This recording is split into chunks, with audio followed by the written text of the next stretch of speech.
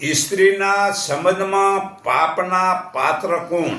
જે યોગ્ય સમય એટલે કે જે ઋતુ સમય પહેલાં કન્યાદાન ન કરનારો પિતા પાપનો પાત્ર બને છે. ઋતુ સમયે પત્નીનું ગમન નહીં કરનાર પતિ પાપનો પાત્ર બને છે. અને પતિના મૃત્યુ પછી માતાનું રક્ષણ નહીં કરનાર પુત્રને નિંદાવાનું પાપ લાગે છે. માટે હર કોઈ પ્રસંગે સ્ત્રીને સાચવવી.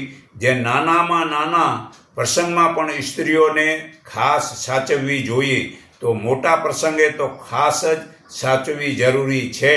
છતાં ગીતા અધ્યાય 3 શ્લોક 36 હું તમને વાંચી સંભળાવું છું.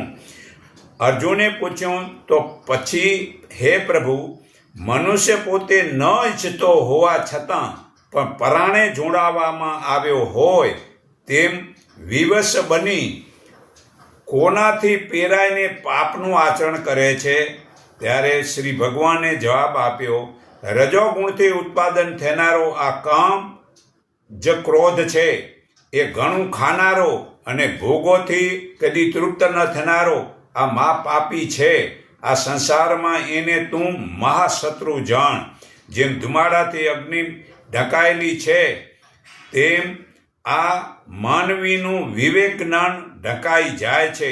હે અર્જુન, કદી તૃપ્ત ન કરી શકાય એવો આ કામશત્રુ અગ્નિ નિત્યનો દુશ્મન છે.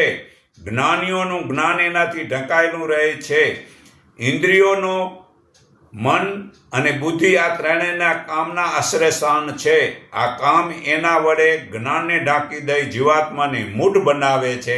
માટે હે અર્જુન, તું પ્રથમ ઇન્દ્રિયોને વશમાં રાખી જ્ઞાન અને વિજ્ઞાનનો નાશ કરનાર આ મહાપાપી કામનો ત્યાગ કર. દેહથી ઇન્દ્રિયો પર કહે છે, ઇન્દ્રિયોથી મન પર છે ને મનથી બુદ્ધિ પર છે. બુદ્ધિથી પણ પર જે મહાન છે તે આત્મા છે. હે અર્જુન, એમ આત્માને બુદ્ધિથી પર જાણી બુદ્ધિ વડે મનને વશ કરીને આ કામ શત્રુ દુર્જન શત્રુનો તું નાશ કર. તો સ્ત્રીઓની ઋતુકાળ 16 રાતની છે. પહેલા 4 દિવસ સલાહવાળા, 11મી ને 13મી, આ 16માંથી 6 બાદ કરીને બાકીની 10 રાતનું રાતના 10 થી 12 વાગે જે ભોગવે તે બ્રહ્મચારી કહેવાય છે. બાકીની રાતોમાં આ સંગભોગ ન કરે તે પુરુષ જ્ઞાની બને છે.